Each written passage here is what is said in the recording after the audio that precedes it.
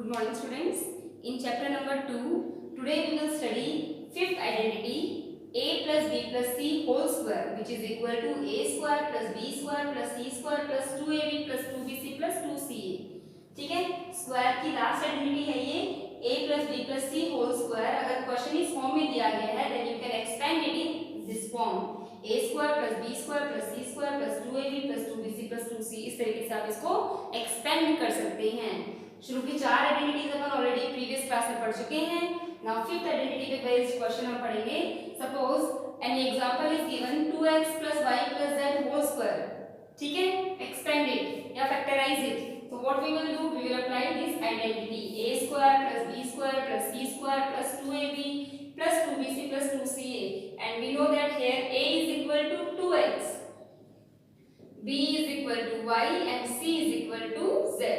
ठीक है, a क्या है 2x है, b कितना है y और c कितना है z है. We will replace these by their values. हम इनको इनकी वैल्यू से रिप्लेस करते हैं. Now solve it. 2x a will be replaced by 2x square है तो आपको मैंने प्रीवियस क्लास में बताया था होल स्क्वायर आएगा because this square belongs to 2 as well as x. ठीक है, प्लस y स्क्वायर b कितना है y तो y स्क्वायर प्लस c कितना है z square plus 2ab 2 into a is 2x into b is y plus 2bc 2 into b is y and c is z plus 2ca 2 multiplied by c is z and a is 2x. सारी values आपने step by step put कर दी. ठीक है, now we will solve it. 2 square is 4 into x square, 2 का square 4 and x का square x square plus y whole square gives y square plus z whole square gives z square plus 2 multiplied by 2 4 into xy plus 2 into y into z gives 2yz plus 2 into 2 4 z into x zx. So it is the expanded form of 2x plus y plus z whole square. इस तरीके से with the help of this formula we can expand it. हम इसको expand कर सकते हैं. आई बात समझ में? ये देखो a plus b plus c whole square हो गया 9th क्लास. लेकिन केस ये भी तो हो सकता है ना कि मान लेते हैं ये वैल्यू नेगेटिव आ गई 2x minus y plus z whole square. अब यहाँ कंफ्यूज नहीं होना है आपको. इस केस के लिए पर्टिकुलर इस केस के लिए एक ही फॉर्मूला याद रखना है a plus b plus c whole square. क्योंकि अगर साइन चेंज हो रहा है और आप अलग अलग फॉर्मूलाज याद हो रहे हो तो अपने पास बहुत सारे फॉर्मूलाज बन सकते हैं. देखो कितने फॉर्मूलाज बन सकते हैं. एक तो ये पॉजिटिव वाला, सेकंड a हो सकता है b नेगेटिव है c पॉजिटिव है, दूसरा फॉर्मूला ये बन गया. Third formula a b negative है c भी नेगेटिव है, ये बन गया. एक फॉर्मूला ये बन सकता है कि a नेगेटिव है b पॉजिटिव है c पॉजिटिव है, ये बन गया. हो सकता है a नेगेटिव है b नेगेटिव है c पॉजिटिव है, ये बन गया.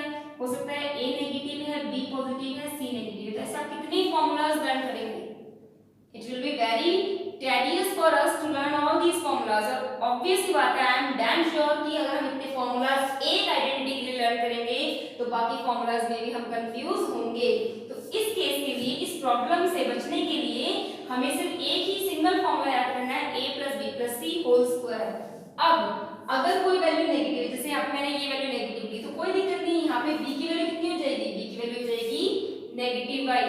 जैसे अपने फर्स्ट आइडेंटिटी में पढ़ा था, मैंने आपको कहा था यहाँ पे अगर कोई टर्म नेगेटिव है तब भी कोई दिक्कत नहीं है. देखो जब दो ही टर्म्स है यहाँ दोनों में we have separate formula a plus b a minus b whole square, क्योंकि यहाँ पे दो ही फॉर्मूला बन रहे हैं. इसके अलावा कोई तीसरा नया फॉर्मूला यहाँ से नहीं बन रहा है. ऐसे हम आगे पढ़ेंगे a minus b whole cube a plus b whole cube, वहाँ पे भी नेगेटिव में दो ही फॉर्मूलाज बन रहे हैं प्लस माइनस के, तो अपन ने लर्न कर लिए. लेकिन जहाँ दो से ज्यादा फॉर्मूलाज बन रहे हैं वहाँ आप ज्यादा कंफ्यूज होंगे. इसीलिए जब ऐसे केस हैं जहाँ टर्म्स ज्यादा हैं, दो से ज्यादा हैं, उसमें आप पॉजिटिव फॉर्मूला ही लर्न करेंगे, नेगेटिव के लिए हम अपने आप फ्रेम कर लेंगे. तो अगर ये केस है इसका मतलब value of b is negative y. जो b है वो नेगेटिव y है. अब जहां जहां b की वैल्यू आपने पुट करी वहां नेगेटिव साइन और लगा दीजिए. ये हो गया नेगेटिव y स्क्वायर, यहाँ हो जाएगा नेगेटिव y, यहाँ आ जाएगा नेगेटिव y. अब बस सॉल्व कर दीजिए ध्यान से. देखिए इसमें कोई फर्क नहीं पड़ेगा. Minus y square, square of every number is always positive, तो square of negative number will be positive. इसमें कोई फर्क नहीं पड़ा. यहाँ देखिए 2 into 2 4 x into minus y, मतलब कि अगर एक टर्म नेगेटिव है तो ऑन साइन चेंज हो जाएगा, यहाँ पे साइन आ गया minus, because plus minus minus. ऐसे ही आगे 2 into minus Y into Z तो आ जाएगा माइनस 2yz और प्लस 2 टू 4zxi, कोई दिक्कत ही नहीं आई, बस यही साइन में मॉडिफिकेशन कर दिया। ऐसा केस ये भी तो आ सकता है ना कि मान लीजिए क्वेश्चन आ गया 3a minus 2b minus c whole square, मान लो ये आ गया फॉर्मूला, कोई दिक्कत नहीं, हम सेम फॉर्मूला अप्लाई कर रहे हैं, a square plus b square plus c square plus 2ab plus 2bc plus 2ca। यहाँ a कितना है 3a है, b कितना है माइनस 2b है, आप लिखेंगे here a equals to 3a, b equals to minus 2b and c equals to minus c। Values put कर दीजिए फॉर्मूला में, a स्क्वायर ये आ गया 3a whole square plus b square b आ गया minus 2b whole square plus c square minus c whole square plus 2ab। बस यहाँ ध्यान रखना है साइन का, 2 इंटू a कितना है 3a इंटू b कितना है माइनस 2b, तो जहां नेगेटिव नंबर आ गया उसको आप ब्रैकेट में डाल दें, प्लस 2bc, 2 इंटू b कितना है माइनस 2b इंटू c कितना है minus c plus 2ca, 2 into c कितना है माइनस c इंटू a कितना है 3a। अब बताइए कहाँ दिक्कत है वैल्यू पुट करने में, सिंपली जैसे आपने इस वाले फॉर्मूला में वैल्यू पुट करी है फर्स्ट एग्जांपल में की थी वैसे ही यहाँ कर दी, बस जो टर्म नेगेटिव उसका भी माइनस साइन लगा दिया, दैट्स इट, कर लीजिए solve. 3 square is 9, a square is a square plus minus 2 square is 4, b square, square is always positive, plus minus c square is c square. अब आगे solve कीजिए, 2 3 जा 6, 6 into minus 2 minus 12 ab plus का minus आगे बैठ से कोई दिक्कत ही नहीं है, माइनस इंटू माइनस कैंसिल, दो नेगेटिव नंबर्स अगर आप मल्टीप्लाई कर रहे हैं their answer is always positive, तो 2 इंटू 2 4bc, यहाँ देखिए 2 into minus c minus 2c into 3a minus 6ca, तो here is the answer।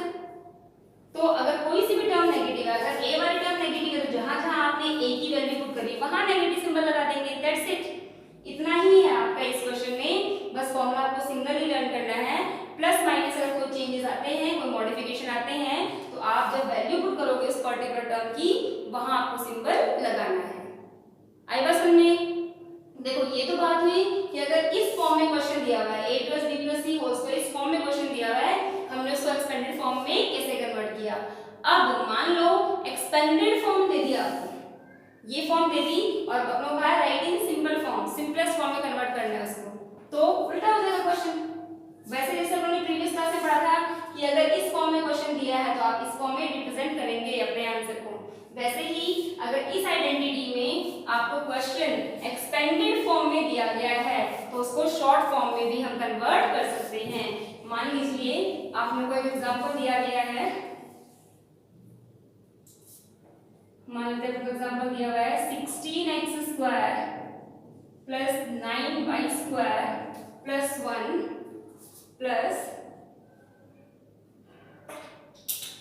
24xy plus 6y plus 8x।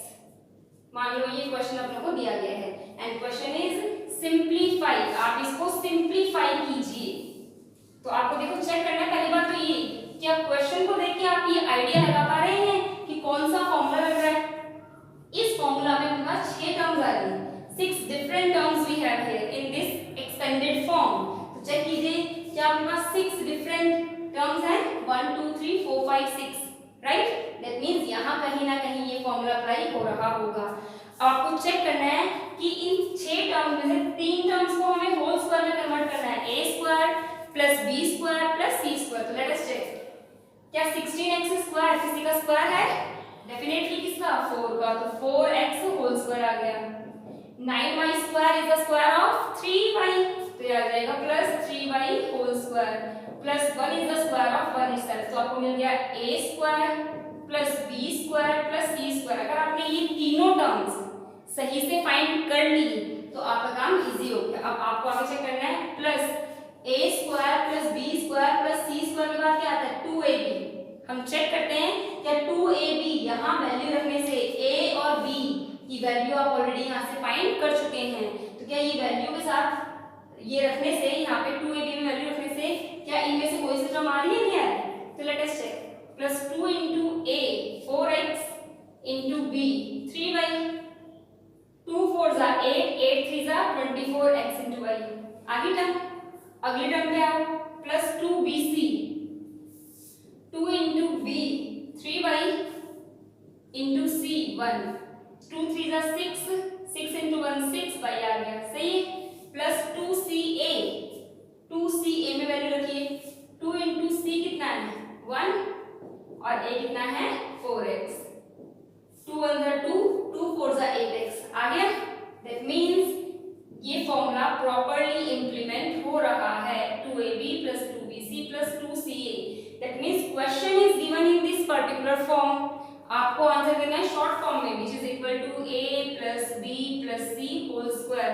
तो यहाँ आपको मिल गया a कितना मिला 4x प्लस b कितना मिला 3y प्लस c कितना मिला 1 होल स्क्वायर।